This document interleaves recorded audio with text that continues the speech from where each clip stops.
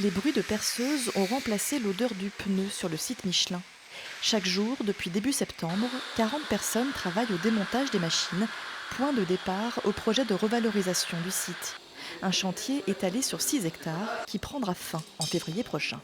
Alors ces machines, pour la grande majorité, ce sont des machines qui sont transférées sur d'autres sites poids lourds Michelin. Et pour une partie moins importante qui sont au ferraillage. Pour croiser les salariés, il faut aller quelques centaines de mètres plus loin. Dans ce bâtiment neutre, la direction a mis en place depuis 3 semaines des rendez-vous individuels, mais aussi des ateliers collectifs de recherche d'emploi. Yannick a passé 22 ans chez Michelin. Il se remet à peine de l'annonce brutale de l'an dernier. Il a décidé de suivre les ateliers.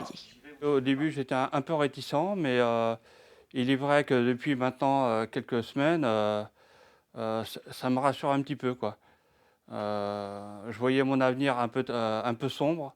Je suis quand même pas très jeune, j'aurai 55 ans, enfin j'ai 55 ans cette année, donc il est vrai que c'est pas facile de pouvoir rebondir, de retrouver un emploi à mon âge, hein. Rechercher collectivement du travail, c'est créer une dynamique et du soutien, espère la direction Michelin. Elle se donne 12 à 18 mois pour reclasser l'ensemble des salariés. Le syndicat Sud s'inquiète de la situation économique du bassin lyonnais, rattrapé par la crise sanitaire. Il était très dynamique au début quand on a annoncé la fermeture du site, il ne faut pas oublier, il y avait Beneteau qui recrutait 300 personnes. Aujourd'hui, on est plutôt sur une phase de licenciement que de recrutement. Donc on était à l'époque sur 900 emplois sur le bassin d'emploi. Aujourd'hui, on est plutôt sur une base de 100. Donc faut s'adapter. À ce jour, 71 salariés ont retrouvé un CDI dans les entreprises alentours. 133 ont obtenu une mobilité interne, dont plus de la moitié à Cholet.